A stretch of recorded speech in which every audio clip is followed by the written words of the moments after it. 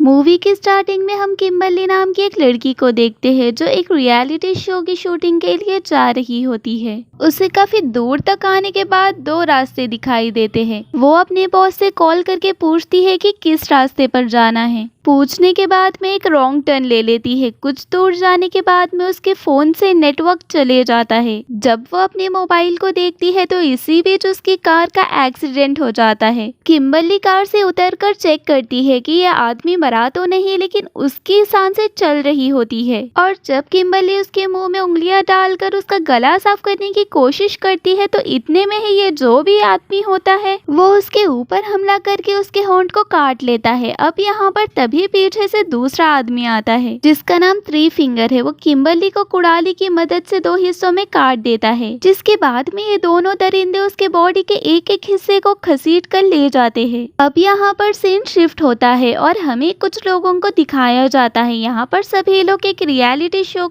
जिसका नाम एपोकलिप्स है उसकी शूटिंग के लिए आए होते हैं। यहाँ पर एक रिटायर्ड कर्नल जिसका नाम डेल मर्फी है वो इस शो को होस्ट कर रहा है। उसके साथ में माइकल जो कि इस शो का डायरेक्टर है और मारा इस शो की प्रोड्यूसर है। किम्बर्ली इसी शो की कंटेस्टेंट थी और जब वो यहाँ पर नहीं आ पाती है तो मारा को उसके जगह पर पार्टिसिपेट करना पड़ता है। ये लोग यहाँ पर एपोकलिप्स रियलिटी शो के जरिए एक गेम खिला रहे हैं जिसमें जीतने के बाद विनर को काफी ज्यादा अमाउंट दी जाएगी। वो एक रैंडम कार्ड के जरिए टीम को डिसाइड करते हैं और सभी लोगों के फोन्स को भी जमा कर लिया जाता है। इस जंगल में कई जगहों पर कैमरा सेट किए गए हैं और साथ में कंटेस्टेंट को भी कैमरा दिया जाता है जिससे कि उनकी सारी हरकतों को दिखाया जा सके। अब गेम शुरू होता है और इन सभी लोगों को पहला टास्क दिया जाता है। पहला टास्क जंगल में जाकर खाना ढूंढने का होता है और अब सभी कंटेस्टेंट जंगल की ओर चले जाते हैं। इस साइड में हम आर्मी वैन में लगे सीसीटीवी मॉनिटर में देखते हैं कि जब नील टॉयलेट कर रहा होता है तो उसके पीछे से थ्री फिंगर आके उसे मार देता है। दूसरी तरफ डेल जंगल में लगे कैमरों को सेट कर रहा होता है और जब वो इस जंगल से निकलने वाला होता है तो वो देखता है कि उसकी बाइक पर किसी ने तीर मारकर उसे पंचर कर दिया है, जिसके बाद में अब उसके ऊपर भी हमला होता है। वो अपने बचाव के लिए थ्री फिंगर पर चाकू फेंक के मारता है मगर थ्री फिंगर को इससे कोई फर्क नहीं पड़ता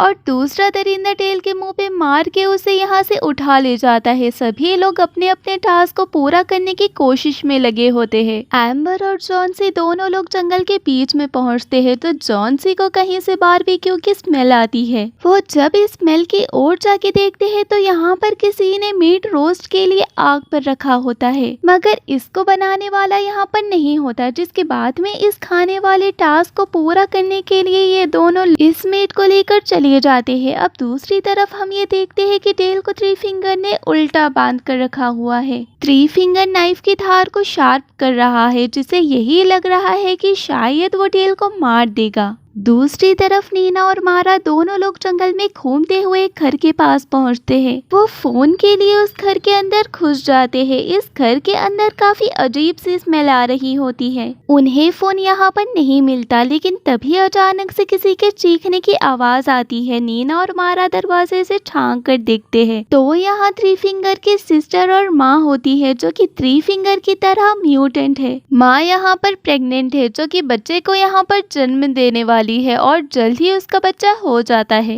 ये बच्चा भी म्यूटेंट है जो कि दिखने में बेहद ही डरावना है। इतने में सिस्टर की नजर इन दोनों लड़कियों पर पड़ती है। ये दोनों दरवाजा बंद करके भागने की कोशिश करती है। जल्दी से दोनों इस जगह से निकलकर भागती है मगर कोई कुड़ाली फेंक कर मारा को मार देता है। नीना के पीछे उसे मारने के लिए पा नाम का एक म्यूटेंट उसे ढूंढ रहा होता है, जिसके बाद में नीना एक पेड़ के पीछे छुपने की कोशिश करती है। उनमें से एक म्यूटेंट मारा की डेड बॉडी को कार में बांध कर लाया होता है और जब नीना यहाँ पर नहीं मिलती तो पा उस कार में बैठकर चला जाता है। सीन शिफ्ट होता है और हमें एलिना और माइकल को दिखाया जाता है जो साथ में इंटीमेट हो रहे होते हैं और उन्हें थ्री फिंगर देख रहा होता है। अब जब माइकल दूसरी साइड में चला जाता है तो इधर एलिना अकेली होती है, जिसके बाद में सिस्टर और थ्री फिंगर दोनों लोग मिलकर एलिना पर हमला करके उसे मार देते हैं। दूसरी तरफ जहाँ पर डेल को बांध कर रखा गया था वहाँ पर वो लोग मारा की डेड बॉडी को लाते हैं। अब जब वो दोनों चले जाते हैं तो थ्री फिंगर चाकू लेके डेल को भी मारने के लिए आगे बढ़ता है, मगर डेल अपना बचाव करते हुए थ्री फिंगर पर हमला करके अपने आप को आजाद कर लेता है। यहाँ पर डेल और थ्री फिंगर के बीच में फाइट होती है, जिसके बाद में डेल थ्री फिंगर को गोली मार के उसे उड़ा देता है। दूसरी तरफ माइकल आर्मी वैन में वापस आकर जब कैमरे की लाइव फुटेज चेक करता है तो वो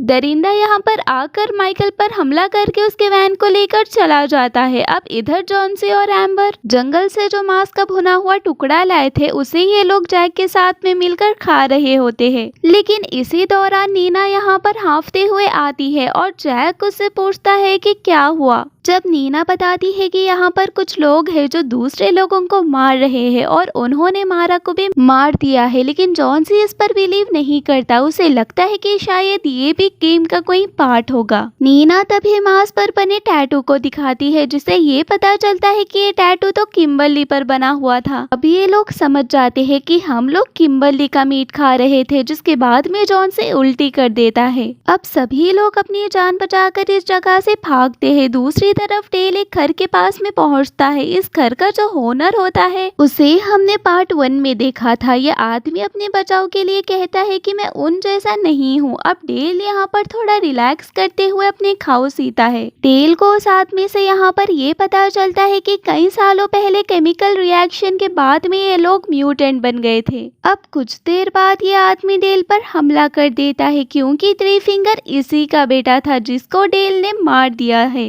मगर डेल उस आदमी के पीछे डायनामाइट लगा देता है, जिससे उसकी बॉडी फट जाती है। दूसरी तरफ ये चारों फ्रेंड्स इस जगह से निकलने की कोशिश करते हैं तो उन्हें ये दिखता है कि कोई म्यूटेंट एलिना के साथ में जबरदस्ती कर रहा है। जब जैक उसे बचाने के लिए आगे बढ़ता है तो उसे पता चलता है कि ये एलिना नहीं है, उसने एलिना के बाल को नोचकर अपने सर पर लगाया हुआ है। अब ये जो दरिंदे होते हैं वो इन लोगों पर हमला करने लगते हैं। नीना भागते समय एक गड्ढे में गिर जाती है। जैक जब उसे बचाने के लिए आता है मगर उसे ऊपर उठाते समय उसका हाथ डिसलोकेट हो जाता है। दूसरी तरफ जॉन्सी और एम्बर साथ में भागते हैं, लेकिन भागते भागते जॉन्सी एक ट्रैप में फंस जाता है। जब एम्बर किसी तरह उसे बचाने की कोशिश करती है तो एम्बर भी दूसरे ट्रैप में फंस जाती है। इसके बाद में यहाँ पर पा और उसका बेटा आता है। पा अपने बेटे को तीर देते हुए इनको मारने के लिए कहता है, जिसके बाद में जॉन्सी और एम्बर दोनों की मौत हो जाती है। दूसरी तरफ जैक और नीना को दिखाया जाता है, दोनों एक सेफ हाउस की तरफ पहुंचते हैं। इस घर में आने के बाद में वो फोन या रेडियो की तलाश करते हैं, मगर यहाँ की चीजें कुछ भी काम नहीं करती है। तभी वो देखते हैं कि यहाँ पर कई सारी गाड़ियां हैं। ये दोनों जान जाते हैं कि इनको भी उन्हीं दरिंदों ने ही मारा होगा। जैक को तभी यहाँ पर उनकी आर्मी वैन दिखाई देती है और इतने में ही माइकल के चिल्लाने की आवाज भी आने लगती है। जैक जल्दी से जाकर आर्मी वैन को चेक करता है, मगर ये सिर्फ एक वीडियो क्लिप थी जिसमें माइकल को बांधकर टॉर्चर किया जा रहा था। अब उसके बाद में ये दोनों दरिंदे इन दोनों को पीछे से आकर पकड़ लेते हैं। अब हमें अगले सीन में दिखाया जाता है कि इन दरिंदों ने नीना और जैक दोनों को बांध दिया है और यहाँ पर सिस्टर माइकल की बॉडी को काट कर उसके टुकड़े कर रही होती है। ये देखकर नीना काफी डर जाती है। ये लोग माइकल के मांस को बनाकर सभी लोगों में सर्व करते हैं।